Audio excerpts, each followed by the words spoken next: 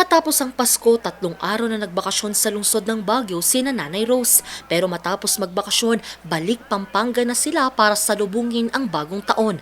Bukas na yung New Year, inihintay kami ng mga anak ko tsaka apo. Kasi po alam namin na fully book lahat ang kaya nung pagbaba namin, nagpabook na yung asawa ko. Isa lamang sila sa mga biyaherong dagsaan muli sa terminal ng bus na ito sa PNR. Karamihan ng mga biyahero, biyahing NCR at Central Luzon.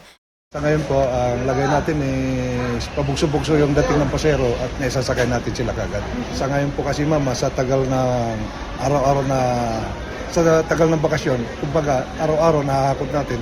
Kaya yung araw na ngayon na December 30 is halos karamihan nakahakot na natin sila lahat. Kaya normal na po. Sa kabila nito, manageable pa naman daw ang sitwasyon. Sa terminal naman ng Governor Pac Road, dagsaan ang mga biyaherong papunta sa Ilocos Region. Isa na rito si Nanay Virginia na biyahing La Union. Pula sa bus papuntang norte. Yun po. Kaso, naghihintay pa kami kagaya ito.